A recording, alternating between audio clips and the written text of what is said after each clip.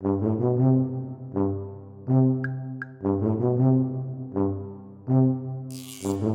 back to Talking Shit, where we are talking all sorts of shit. Schitt's Creek, that is. Today, we are talking about season 5, episode 7, A Whisper of Desire. And of course, as always, I'm not alone. I'm joined by someone who loves to give 6 ovations, 3 by request, and 3 on the house. Stuart!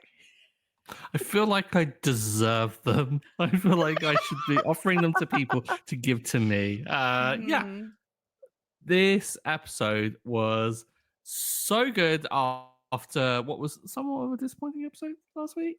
In comparison of everything, I feel like we're back on the horse, and we're cooking. This was great. I feel like setting up for something. Like I've been told that there is something big coming. I'm assuming it's perhaps set up in this episode. I can only hope. I mean, I will say, to God, if we don't get it, Jess, I'm gonna riot.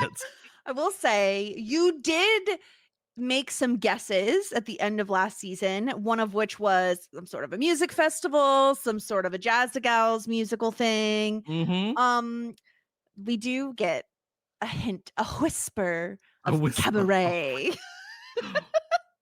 This episode. So yeah, this is a big season 5 storyline. I can confirm. I don't think that's a spoiler. I feel like it would be ridiculous to have one episode, make Moira the director, and then completely drop the storyline. So it is going to happen. You're gonna love it. I can specifically think of like 2 reasons why you're gonna love this storyline. One of which is next episode, which I've been teasing. But I can't help but tease it, Stuart, because it's been 5. I've waited so long for this. Over a year, I've waited for this, Stuart. And I know you're all like, oh, well, you know everything that happens, and I'm the one who has to wait week to week. And yes, but I have to keep secrets, okay? And I'm not good at that, and I don't like it. So this is going to be really great come this time next week when we're all on the same page about what I'm really excited for you to see. Yeah, but what if I don't like it? That's you're gonna the love worst. It. No, I'm sure I will. I'm sure I will because, like, generally, your recommendations are spot on for me. Like, it's very rare that you've like steered me in the wrong direction. I don't actually. I can't think of anything where you really have. Maybe I've just been a dick and said so just to kind of like carve out something. But yeah, I don't know. Like, it could happen. I could not. I could just not enjoy it for some whatever reason. It's possible. It's very unlikely, but that's next week's episode. We still have to talk about A Whisper of Desire. Don't forget to subscribe, Talking Shit everywhere. Follow us. Make sure you follow us on YouTube. We're getting so close to 200 subscribers. And I've already forgotten what we talked about possibly doing once we get there. So we seem to have rejected the idea of waterboarding, which we've talked about for some time. Can't waterboard. Yeah, off the table. I did propose Australian accents for a whole episode. Right. I don't know if we can do that. But with Cabaret on the board, let's do German. Oh, God. That's even, it's even worse, to be honest. Like, I don't know. Yeah, I don't think I can do a German accent. I don't even know if I could. It probably wouldn't be very good. Sustained for like a long podcast as well. Probably not best. Also, speaking of Australian, we did get a really funny message from Aaron, our Australian listener, who said, "Bahaha, you pavos don't understand my lingo." And the best part is, I will try and use more Aussie slang in my feedback. I promise I'm not a total bogan, though. I don't think, what is bogan? What is that? Bogan. It's like a derogatory term. Like, I think it's like the Aussie version of a hillbilly. Like rightly. A redneck. Like a, got it. Okay. Yeah. Huh.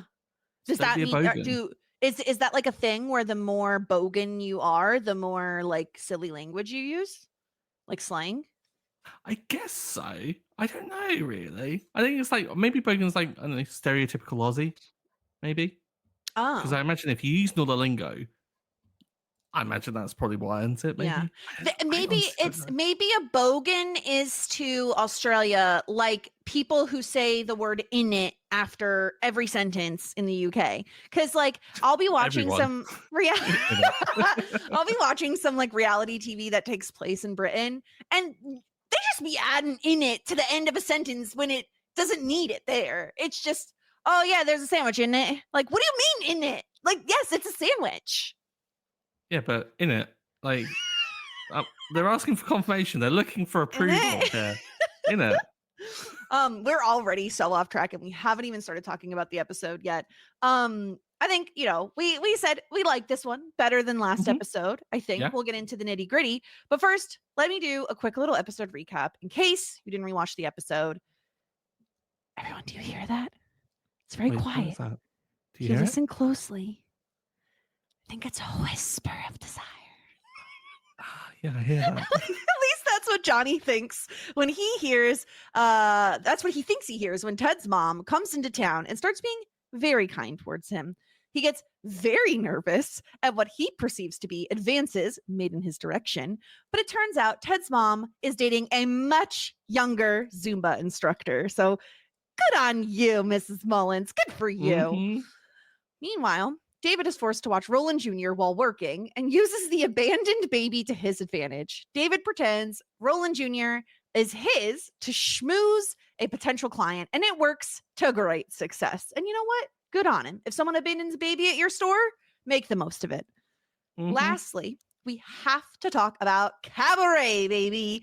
Moira hears Jocelyn is putting on a town production of Cabaret, which Patrick is auditioning for, and can't help but get involved. Eventually, Jocelyn asks if she just wants to direct the play herself, which Moira agrees to, but of course ropes Jocelyn into being assistant director, aka Moira's assistant. Let's be real. This should go smoothly, right, Stuart? Yeah, I'm sure. There'll be no hiccups whatsoever. Yeah. God, there's so much to talk about this episode. Where do you want to start, Stuart? We have a couple different storylines to pick from. I feel like Cabaret is going to be a lot to get into of like hopes, expectations, and stuff. So let's leave that. Okay. Perhaps. I mean, it's like go for the whisper of desire. This was. I mean, first off, Johnny really isn't helping himself with the whole rankings in this episode because immediately he starts off with a big kind of like black mark against his name. Yeah, maybe don't say someone is full figured. Like, just don't comment on their appearance in any particular way. Literally, all he had to say to Stevie was like, hey, we're expecting Ted's mom. If you hear someone call themselves Mrs. Mullins, you'll know it's her. But beyond that one moment with Johnny, is it weird to say I'm on his side? It feels like she's flirting with him, like pretty much the entire episode. 100% she's flirting with him. Like, but I don't think it's necessarily like it's not intentional. Like, she's not flirting with him with the hopes of anything happening, clearly, because she's into a Zumba instructor. I think she's just flirty. And I think she's just kind, right? Like, this is Ted's mom we're talking about, right? I think like this is where my head goes, right? Okay, this is a woman who is newly divorced, dating a younger man, has lost a bunch of weight, looks incredible, I assume this is a new outfit. I don't know why, but this like red jumpsuit thing, I was just like, this must be a new outfit for her. She's feeling herself. And if you're feeling yourself, you're probably more likely to just like flirt with people, you know? So I agree with you. I don't think this is intentional flirting in terms of like, I don't think she's trying to seduce Johnny, but like certainly feels flirty. And I understand Johnny's concern because in his mind, like, imagine if your wife is Moira and another woman starts flirting with you. We don't know how Moira will react. And he's just like a very nervous, kind of anxious guy. So he's like, no, I'm married. Oh, it's awkward. Oh my God, this is my daughter's boyfriend's mom. Like, there's a lot of complications happening here. I don't want to offend her, but also I love my wife. You know, he's put in a really tough position when she's very obviously flirting with him. And no one will believe him. No one listens to him. Well, the thing is, though, is that I don't think she necessarily flirts with him. It's like it's a very kind of like, I think, an earnest reaction to him being like, oh, well, the room's on the house kind of thing, because he is giving her free boarding at the motel because he refers to her as being fuller figured, and as the camera's behind him, he does the hand gesture of like, you know, fuller figured, and it's like, Johnny, you are doing Yeah. this as a way of Yeah. trying to dig yourself out of a hole that you've dug for Mhm. yourself here, buddy.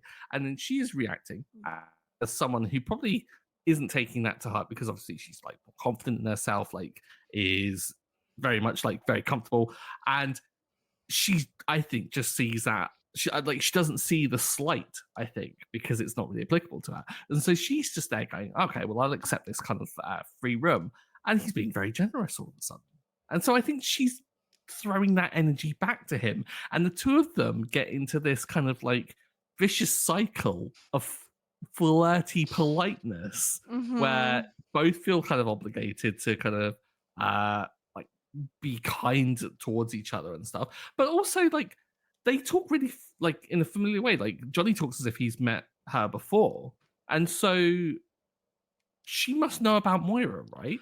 Well, I'd assume they've met before because he knew what she looked like. Like they seemed Yeah. familiar with one another. So I assume this is one of those situations where, like, the last time Ted and Alexis dated, I'm sure they met. I mean, they were close to getting engaged. Like they were like serious, you know?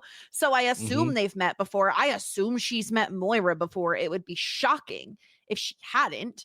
I think this is just her personality, and now that and maybe it just comes off as very flirty, or maybe she just is very flirty. I Mm-hmm. just love how like everyone poo-poos this idea until they find out that she is, you know, is divorcing Ted's father. Mm-hmm. And the audacity. If I Let me just say, if Ted was my boyfriend and his mom was getting divorced and he didn't tell me because, quote unquote, my mom wanted me to keep it quiet. You are sitting on this landmine of hot goss and don't share it with me? He's such a mama's boy, isn't he? I would Like be irate. I don't think it's a lack of Ted wanting to gossip. We know that Ted's a gossip. Like we heard Alexis' side of the phone call before. I think it's the fact that he's a mama's boy and doesn't want to upset her. And I think if it probably came down to it, would probably choose her over like Alexis because it's just the way he kind of is. Like Ted kind of strikes me as that kind of character, which Yeah. is it's not good look, Ted. Not cool. Like if you've got hot goss like this, you share it. Like especially really kind of inconsequential. Like who cares if Schitt's Creek is talking about your like marital status? There's like 5 people in this little shithole of a town. Like who cares? Yeah. Yeah. I was just like, Ted, the audacity of you not to tell your own girlfriend that your mom's getting divorced. Like, what are you? And to me, I'm not saying he's incorrect about any of this, by the way, but to me, this feels like, oh, I don't trust my girlfriend not to gossip, which, like, may be correct, right? Like Alexis probably tells David, who probably tells Patrick, who probably tells, you know, no one actually, but like Moira then tells people. Like people find out, right? Because Moira's the point of like Moira's the dissemination of yeah. Moira is the leak, which also is a funny idea for an episode. I almost wish we'd gotten that. But yeah, I was pissed off. I was pissed off at Ted for a hot second. Because give me the gossip, Ted. We live in a small town. The small towns thrive on gossip. What is that? What is the point in living in a small town if you're not going to get good gossip? Come on. Stop sapping this town of its economy, Ted. We deal in gossip here. Yeah, you know how there's like the American runs on Duncan? Small towns run on gossip. That's how we survive. So yeah, but I was gonna say it's so like kind of inconsiderate, but I'm so glad that we've got this whole like Alexis dynamic to the whole situation because we get her classic gif that I've seen before of her just like sliding up to the desk and then giving a little bounce with like the hands. Perfect. So funny. Like just such a like pure I must have used that gif so many times because I'm just like, what's the gossip? Hello, I'm listening. Yeah, it's perfect. It's everything. I also really love the moment between her and Stevie where Stevie's like, what's that? What is that? I think it's a whisper of desire. And then Alexis wants to high five her and Stevie's like, yeah, but she like doesn't know because she's awkward. And Alexis just hits her on the knee. so their dynamic is so funny because it's like Stevie's just like, no, I'm not doing that. No, go away. It's so good. I love this entire. I mean, this storyline works for me. I think it's funny. I think that like it's innocent enough, right? Like we're never actually concerned about Johnny and Moira's relationship. We just get to watch Johnny like put his foot in his mouth a couple times, try to convince everyone that like there's flirting happening. And no one's believing him. It's a very cute storyline. It's really funny to see Johnny like play the subject of some of the silly stuff, because ordinarily he's the one that is being a straight guy, and he's kind of is in this scenario, but he's also being a bit of a goofball by going along with it. Like even in the cafe where she like reached out for his hand and he like raises his hand and then gestures for her to walk forward. It's just like so like that following the the HR video that we watched a couple of weeks ago was just so funny, because it was like, of course, he's just learned from his own kind of like teachings there. And he's just trying to like be like, no, hands off. I don't even want any accusations of impropriety going on here.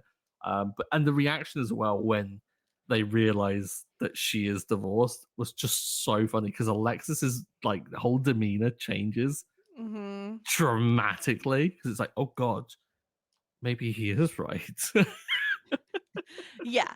Immediate panic when she's like, oh no. Oh no. So yeah, that storyline is really fun. We get Ted back in the mix. Again, he doesn't have like a huge part to play, I would say, but I'm glad to have him back in the mix regardless. Let's talk about David and his day, because Roland, you can't just leave your baby with people. This man is working. This man owns a store. He doesn't have time to watch your child. Like, what are you doing? Okay. Here's the thing. I will say, in Roland's defense, at least he knows the name of this babysitter. Like, this for Roland and Jocelyn is a step up from their behavior previously. So we are seeing an improvement in the capability of who they leave their child with. But this is not cool. If anyone were to try this to me, I would just be freaking out. Probably be like just a firm no, don't do this. Bye. I'm going to leave my own store now. Like, there's no way I'm dealing with this. Just nope out of it. Roland is just the worst. And the fact that he doesn't even come to the store really for like I think the applesauce thing must have been like an excuse, because he just wanted some quiet space to try and like make Roland Jr. go to sleep, right? I think so. I feel like he was, because he walks in with the baby and he's like, oh, this is like baby heaven. It's so quiet. Yeah. It's so like nice in here. But yeah, he just leaves Roland Jr. behind. And if I'm David, I'm doing the same thing. I don't know if I'm doing exactly the same thing, but like, you know what? You got to make the most of a situation, and you have a baby there. This lady thinks it's your baby. It's going to help the sale grow through. Realistically, how often are you seeing this lady? Even if she comes in, you just be like, babies at the babysitters. Like, you know, this is a white lie. It hurts nobody. Who cares? Who cares? Especially when you have to deal when the baby starts like crying and David just goes like, none of that. It's just perfect. Like me and David Rose have the same opinion on children for the most part. So identifiable. Of just like I saw myself with David with that whole reaction of just like talking to it like it's an adult and just be like, no, we're not having any of that. No. Yeah. Cut it's that perfect. Out. It's perfect. The fact that he got the sale from it though, like this is a like slight trope almost of just like, oh, bumbling person sees the benefits of like looking after a kid, the kind of thing. It was nice that they just got that out of the way, but that was a little tropey, I will say. Like, Certainly. You knew exactly what was happening the moment Roland like left the store. I think the real comedy from this whole thing came from Roland's return, because when Roland comes back and talks about Gwen's situation, I was laughing so much. Like, why was she wearing a rubber dress? Exactly. Asked so many questions. You're like, what is going on? She's wearing a rubber dress while cutting power lines. Like, what the hell are they doing? Oh well, we know Bob isn't home because Bob's auditioning. Yeah, he's busy. Like, what is going on at home? So strange. So strange. And then the fact that Roland got electrocuted 3 times as well. And he's like, he looks so out of it as well. So funny. Yeah. It's so ridiculous. I feel like Gwen is one of those characters that we hear so much about through other characters, but we never really see her. And it's a huge miss, in my opinion, because characters like Ronnie and Bob and like all these other side characters are so treasured. And Gwen sounds like she'd be the most fun time. And we never actually get to see her. And when we do see her, she's just like a face in the crowd of Jazz the Gals. So it's such a disservice to this, like what could be an absolutely incredible character, to just never see her. You know, like I hear all of these stories and I'm like, I would love to see Gwen in the rubber dress cutting power lines. Like that's what I want. You know, give it to me, please. I wonder if it's a bit like the Stevie situation, though. It's like Alexa's situation, where Alexis tells us all of the weird stories of like her past.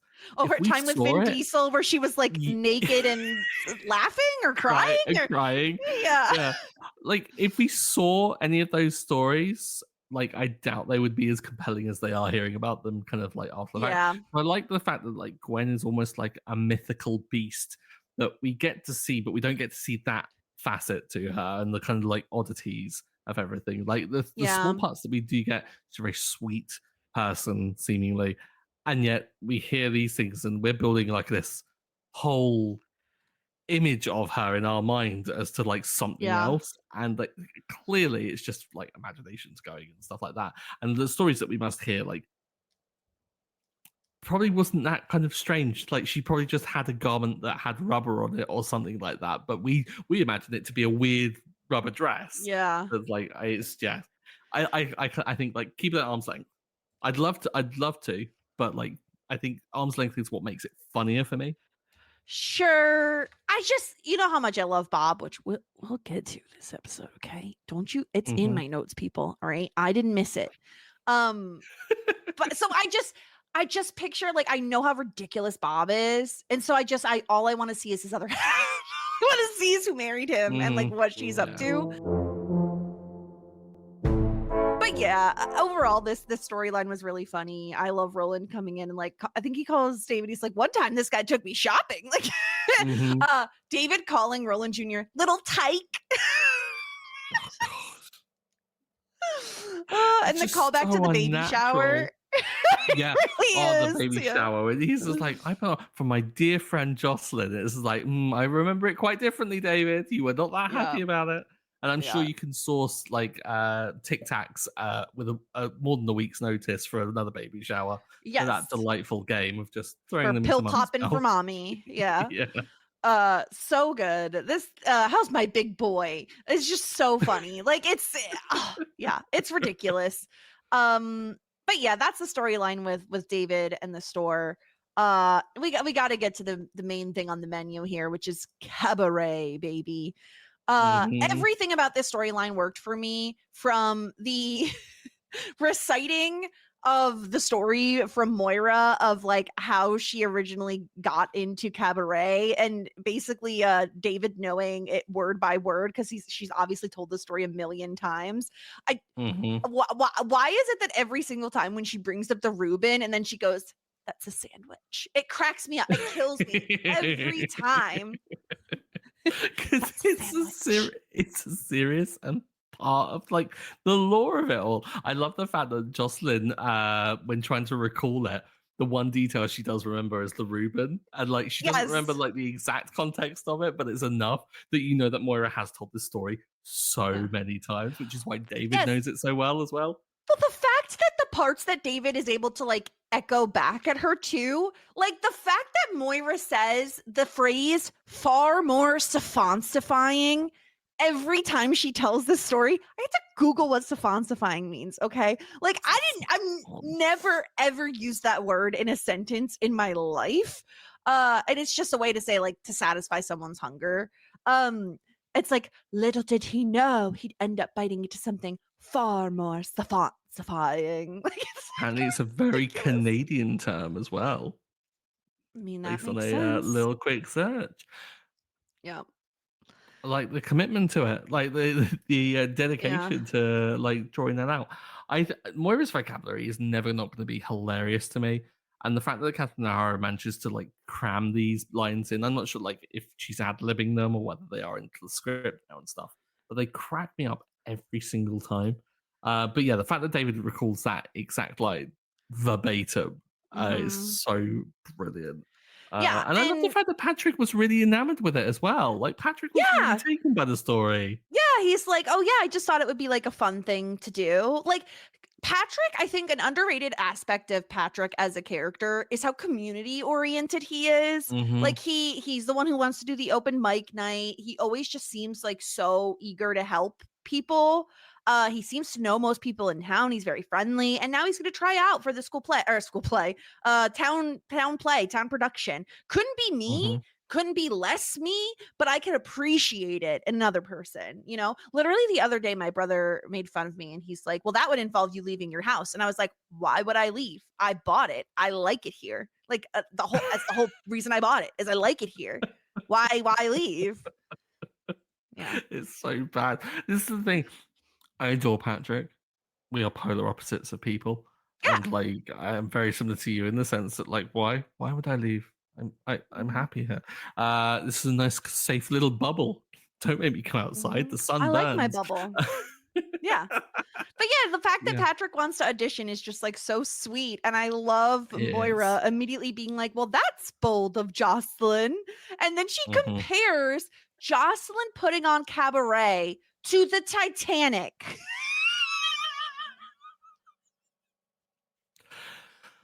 Based on the directions that we were seeing and the fact that Bob was gonna get probably a good role based on that audition, I don't think it's hyperbole to make that comparison. I think that Moira's actually nailed it. I think that this is rough seas ahead. How actually dare you? Bob is an icon, and I'm going to share something with the class now. So if you're watching us on YouTube, this is for you. This man, look at that steely glaze he gives. Gaze, not glaze. Look at that. He's able to Bob Jog and then immediately glare. It's iconic. Lucille. Look at him. It is, of all the Bob Jogs, and we have been denied Bob Jogs for seasons at this point. Like it was a big thing when we started partying about this, and we were like finding them hilarious. We haven't had one in for what feels like the longest time in the world. Too long. And we get possibly the best Bob Jog in this return because it just goes from, we get the arm sway, we get a full picture of it, and then we get it transitioning into the stare of him just taking his role so seriously. He's delightful. I love Bob. He's stupid as hell, but I love him. It's so funny. Like, and again, just Moira backseat driving this entire process is just so funny, right? She goes in acting like, oh, I thought we had a meeting here. Well, I'm already here. Is that really how you want the chair set up, Jocelyn? No, I don't think so. It's everything. I so admire Moira at times because the amount of times that I want to rip something out of someone's hands and take control of it is unhealthy. And I'm able to like establish boundaries, but she just doesn't have boundaries in a way that I find so admirable. Yeah. It's really bad because I think most people probably watch this and go, that's really unhealthy behavior for Moira. And I'm looking at it and going, Christ, that's a masterclass in taking control of the situation, effectively keeping everyone on side. I'm like, props to Moira. It's so bad. Yeah, truly, it is just, it's a masterpiece. She's just a master at it. I love Moira doing this. I love Moira then eventually taking control, right? And Jocelyn just seems relieved, right? Jocelyn is like, you know what? I was so overwhelmed. I'm so happy you're taking this over. And of course, there comes the kicker of Moira needs an assistant naturally. And she's like, and you know what, Jocelyn, it's even more work. And Jocelyn's like, what did I do? What happened? As if Jocelyn couldn't be in a worse situation with her hair. She then takes on more responsibility as the director's assistant. Mm-hmm. This is poor. Like, I feel bad for Jocelyn, but then why put on a production of something if you're clearly overwhelmed by it? Like, come on, Jocelyn, stop taking on all this stuff. You just have got a baby. Yeah, I Yeah. don't know how many months old this baby is. I think more than a few months, because based on the lady's reaction to David saying it was like 3 months old. So you have Yeah. a baby that can't walk yet. That's what I know.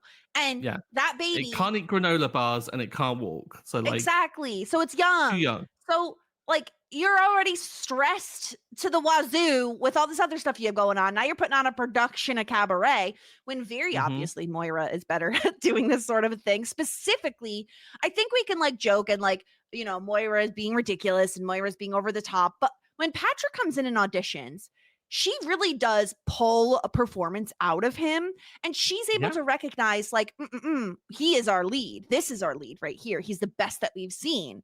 And was he wearing a blue shirt in that scene? I really don't know, because it could have been that. It was blue. It was, of course, it was. It's like color blue. Yeah. All I wanted was to be Jocelyn in that scene. That's all I wanted, you know.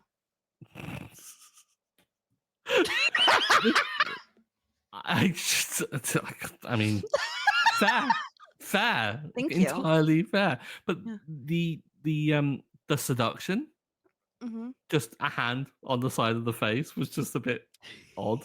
Like, I did not like that. I kind of love it more because, like, I don't know, there's something very intimidating about a person who is just like really, really good at like seduction. And so the fact that he's not makes him more but just putting a hand on someone's like side of their face. He's not attracted to Jocelyn. It wasn't like an affectionate like caress or anything like that. He literally just went, yeah, like hands on the side of her face for a bit, and then transitioned to the shoulder. It was just very awkward in that moment. I love the setup to it though. I've just been like, imagine that he's been with many women and he's never derived true pleasure from it. And then Patrick went, I think I can wrap my head around that, which was so kind of sweet in its own weird way. Yeah, it's just like, of course, like he's talking about David and about how he's really like, it's really sweet. I love that. Yeah, it's perfect. I love Patrick so much. And I love that he's now involved in this, especially because I think Patrick and Moira as a duo is kind of underrated. So getting to see more of them interact with one another is going to be really fun, right? Like even the very first scene when he comes in, he's like, David, you just said you were coming to get a cup of coffee. I got hungry. And I love that he doesn't like, he only blames David in that scenario. Like, he doesn't blame Moira for being a distraction or anything, which she clearly is. Also, the scene of them eating and stuff, and then Moira just chastising David for eating too quickly, just so expected. Yeah, perhaps your indigestion is caused by the speed with which you consume your food. Yeah, it's like, I love this. Let's do this more often. Oh my god. But the Moira and Patrick's like relationship is one of my favorites because like ever since like butter voiced Bo and the whole serenading like that, she tries to make Moira, Pat a thing. Yeah, she clearly like likes Patrick. Like she seems to like light up whenever he enters a scene and stuff. Like, who wouldn't? Stuart, who wouldn't light up when he enters a room? Well, this is the thing. I don't think Moira would for most people who are delightful like that. It's like his charm has worked on Moira, and I think that like he has scaled Everest in terms of like, you know, appeasing the other half's parents that you don't think that ordinarily you would like appease. I think Moira holds very high standards for like whoever David and Alexis choose to go out with. I don't think Ted has climbed that mountain. We haven't got that vibe with Ted, but we do have it with Patrick. And that's what I like. That's what I appreciate about this. Yeah. No, you're right. You're right. She does like him more than she likes most people. And I do think she sees potential in him in the scene where he's acting. I think she understands they have like a limited selection of people. Yeah. And so Patrick's probably her best bet at like actually putting on a decent show. So yeah, I'm really excited that we're at the start of Cabaret. Like, this is something I was really excited for you to see for reasons I won't say quite yet, because there's a couple of them. And one of which has not been revealed. But I guess good question that I now have is like, okay, we know we're getting a Cabaret storyline. You know Patrick is involved, and you know Moira is directing. Do you think anyone else, like any other named characters that we know, will be involved in the production?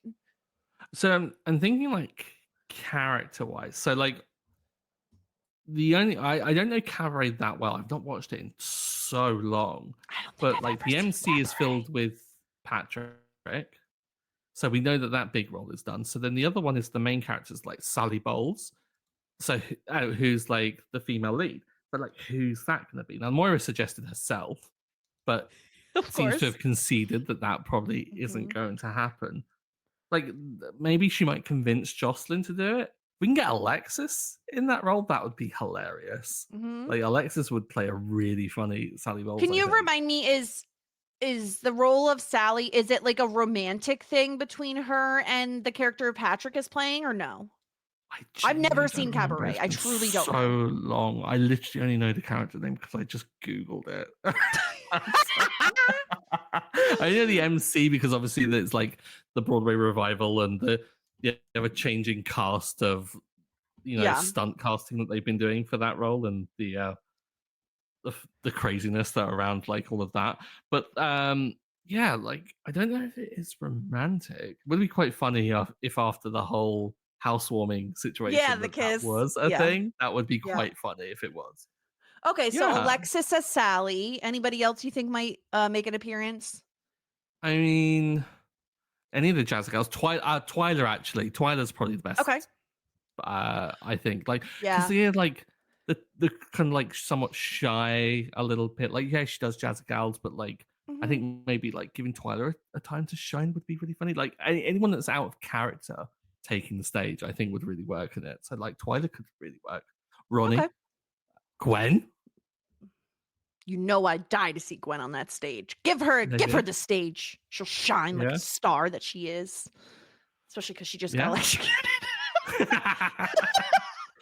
I'm really just excited anyone about that's shown any kind of like musical adeptness, really. And I don't think there's been much of it. It's just the Jazz Gals and Patrick, really. Yeah. We'll see. We'll see.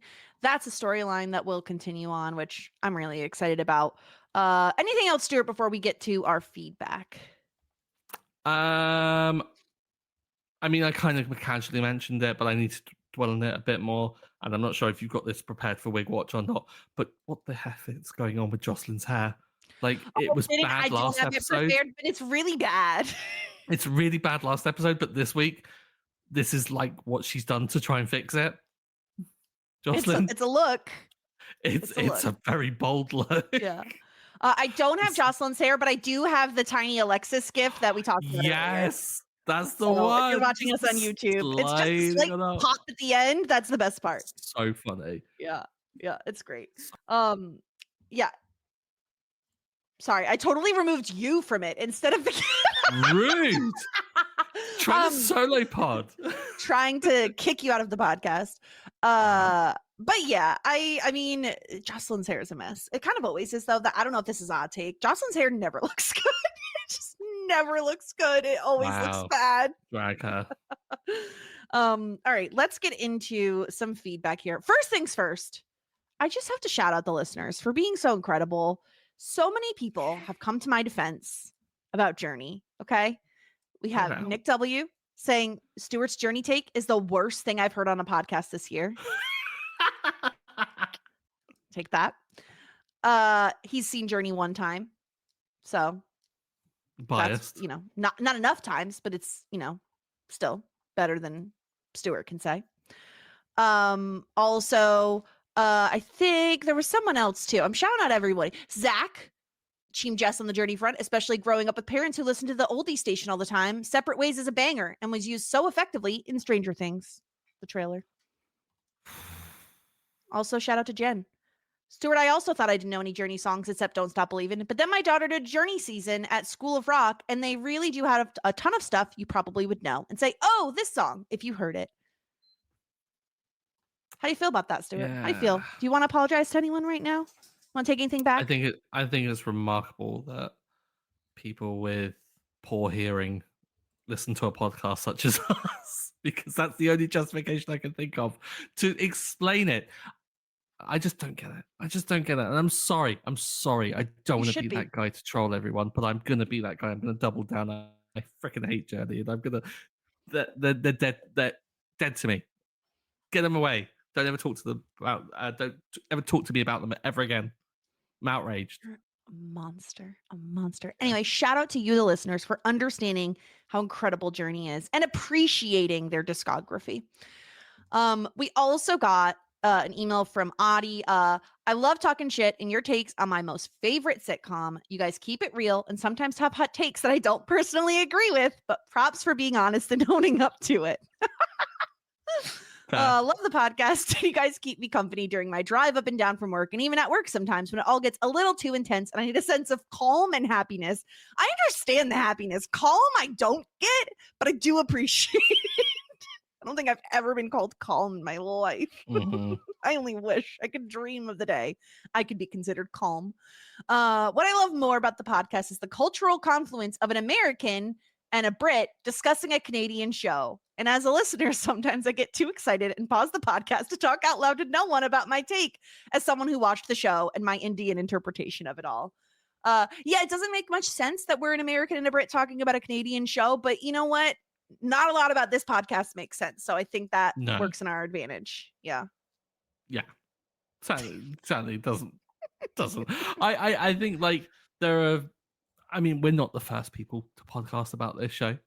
And I think that's the one of like podcasting is that so many people like can jump on and just talk about it. And it's interesting to get like different takes on it. I like very kind of like interesting to like see whether or not like cultural differences do kind of like matter for it, such as whether you like Journey or not, because clearly it's cultural. I'm going to say that. Is that, am I clinging to this too much? Do I need to just drop it? Probably need to drop it, right? You're a monster. If you're not American and you love Journey, please hit us up because I need to know. Okay. Because part of it is, I will admit, part of it is what Zach had said, which was if you grew up around like late 80s, 90s, and you didn't control the radio, I never got to control what we listened to in the car. My parents always chose, and this was the date. This was before iPods and all of that existed, so you're stuck listening to it. It was classic rock was what was always on in our car. So like I grew up on a lot of this music. So I'm just very curious to know if other people did as well. Anyway, let's move on to our ratings here. Stuart, do you know who is simply the best this episode? Was this an easy pick? Was it a hard pick? Where do you think you're going? I feel like this is a bit of a hard pick because I don't think there's really a standout good deed. But after a bit of like umming and ahhing, and this might be a bit controversial, I'm gonna give it to Moira. Okay. Because although like maybe I'm projecting the sense of like taking control of something, and like I appreciate that kind of like nuance and how she did it. But like, what I do want to give her credit for is actually really helping the production. Like she kind of did add some really kind of like good ideas. And I think that perhaps while it comes from her need to control things and to like take the spotlight, I think that I don't think she would have done that had Jocelyn really wanted to do it. Like I think Moira is a good enough friend to kind of recognize that at the very least. So I think that maybe even if subconsciously, she knows that Jocelyn kind of needs a bit of a guiding light in the whole situation. And only from seeing Jocelyn kind of flounder a little bit, did she then take the kind of the permission to like step forth. So I'm justifying it that way, which might be a stretch and a leap, but I'm going to give it to her anyway, because Moira was delightful in this episode for me. I think as like a fellow control freak, I understand where she's coming from. So I don't mind that point. I'm going a little bit, I think my pick is a little off the board here, but my argument is that like I don't feel like anyone went above and beyond in a way that it's really obvious that they should get the simply the best point, and so I am Mhm. therefore able to justify almost anything for Yeah. my simply the best. And it honestly comes from a single moment in this entire episode. It's not from like an overall storyline. It is one moment, and it is Stevie saying the words, "A whisper of desire." Like it is that I Such a can't tell you. reach. I know, but it cracked me up so much. And there was something about Stevie like laughing when Alexis goes to high five her and like being proud of herself for like having that Yeah. joke. I don't know. It was very sweet. Like I almost gave it to Alexis for the little pop-up gift because I think that's cute too. But truly, I also feel like it's one of those things where Stevie, because she is a quieter character at times, I want to give her flowers because I feel like Yeah. I haven't given her much this season yet.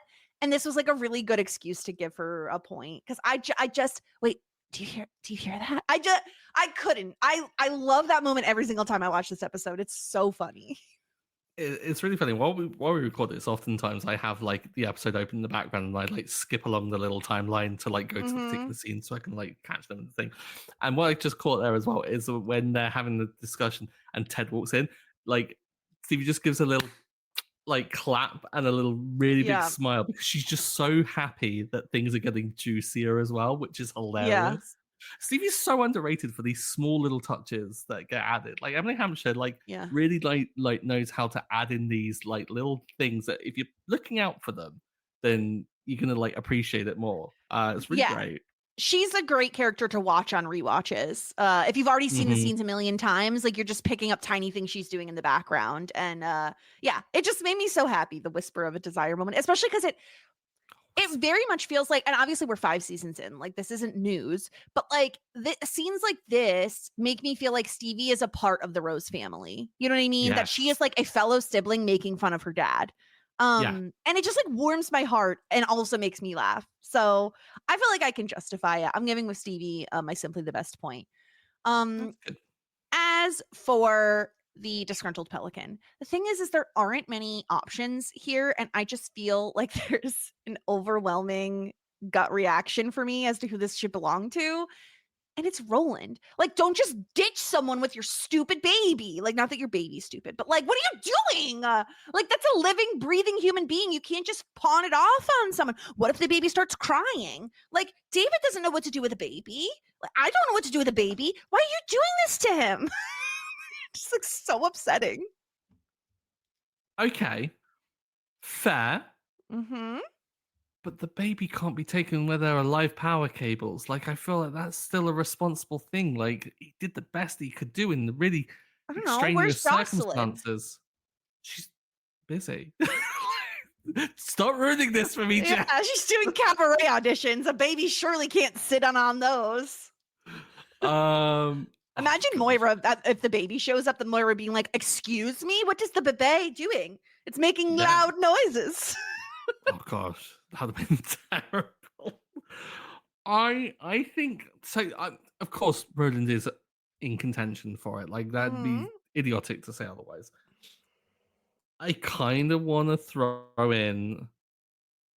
I kind of want to throw in Johnny, and I know that everyone always I gets thought you on were my going to say case someone for else, it. and I was going to freak out. I mean, Johnny, I understand. Yeah, Yeah, because like Johnny was a bit of a buffoon at the beginning of it. Of course. It was very funny though throughout the whole thing. But I'm gonna go with Roland, but I can't just I don't want to just be like, yeah, Roland, definitely. Because I kind of feel like he wasn't entirely bad. And I do want to acknowledge that. And also Roland delivered some of the funniest lines for me this episode as well. So I kind of feel like I wanna just dampen the LVP a little bit and be like, yeah, you get the points, but I don't mean it. I'm just ticking a box here, Roland. I'm sorry. Yep. You know what? Don't do bad things, Roland, and you won't get disgruntled pelican points. Fair. Okay, it's that time again. It is time to tier rank the episode. Of course, as always, we have our tiers: hot shit, full bouquet, love that journey for me, you, David, and Schitt out of luck. Last episode, Rock On, was Love That Journey for me at the very bottom. It was borderline you, David. So we were like, whooshies. Mm-hmm. This one, A Whisper of Desire. I feel like you and I both like this one a lot more, Stuart. Yeah. Enough to go up a tier level, though? I'm on the fence about. So right now, if we put it in full bouquet, it would fall beneath the dress, which I do think is appropriate. I preferred the dress to this episode. Mm-hmm. Yeah. If we, or we could put it at the top of Love That Journey for me, which would put it above The Plant, which is the episode we're introduced to Amir in. Mm-hmm. Let me think. Let me break this down. So the Cabaret storyline, I love the Bob audition. I love Patrick getting involved. I love Moira's like reminiscing on being in Cabaret. That's all very funny. The Ted's mom and Johnny stuff is like mostly funny, sometimes cringy. Like it's, in my opinion, kind of an average storyline. Yeah. And the David storyline has some really funny lines with like Gwen's rubber dress and little tyke. They do crack me up. So I'd put them at like slightly above average in how I feel about that storyline. So it could really go either way. Like I could see it at top of Love That Journey, or I could see it at bottom of Full Bouquet. What do you think? Yeah, like I'm trying to remember back to The Plant just to kind of weigh up the two. I think it really is close. Mm-hmm. I certainly see it as being a different tier to the dress. So I kind of think top of Love That Journey for me, if I'm entirely honest. I think that makes sense. It's not again, this is average, right? Like it's not a bad episode. It's a good episode, but it doesn't stack up to these other ones. Which is what we're, obviously comparing it against. So let's put it in Love That Journey for me. Done. That's where it's gonna fall. Love That Journey for me. Yeah. So, Stuart, next week. Now, I can't wait. Am I gonna get a clue from the name as to what this is? I really doubt it. Things have been high. Oh, okay, right. I don't know that you'll even understand what this is because season 5, episode 8 is titled The Hospies. Like, is it the Dundies from Dunder Mifflin? Like, is it an award ceremony? You might say that. The Hospies. It's going to be an awards thing for the hospitality thing. Like, 100%, they're going to get a nomination for something. Boom! Predicted it. I may as well write the show. You're just that good, Stuart. You're just that good. Yeah, so that will be next week. You don't from the title, you'd not be able to figure out what that means, but everyone should just know there is a momentous moment next episode that I've been dying for Stuart to get to for over a year now, and I simply cannot wait. And also, I will say, Stuart, I think, and don't quote me on this because I don't know for sure. I haven't rewatched to the end of this season, but I think that from here on out, these are all really great episodes. Like, I'd be surprised if most of them weren't in like the above average tier. But again, I haven't rewatched all of it. So, That's what I want to hear. It's what I want to hear. And unsurprisingly, we're gonna have a lot of guests lined up at the end of this season. So get ready, baby. Anyway, anything else from you, Stuart, before we get on out of here? Not that I can think of. I kind of just wanted to wrap it up so I can go watch this and find out what the hell is going on. Okay, well, don't forget, check us out on Look for the Light if you're into The Last of Us. Last of Us Season 2 is currently on. We're really liking it. We talk through spoiler-free at the beginning, and then we dive into spoilers towards the end of the podcast. So definitely go check that out if that's something you're interested in. And find us at Talkin' Shit. Don't forget to subscribe to us on YouTube so that maybe we'll do a whole podcast in accents or something like that. Even if you want to make a suggestion, go ahead. Suggest to us what we should be doing. I think that's everything we have. So until next week, warmest regards. And best wishes.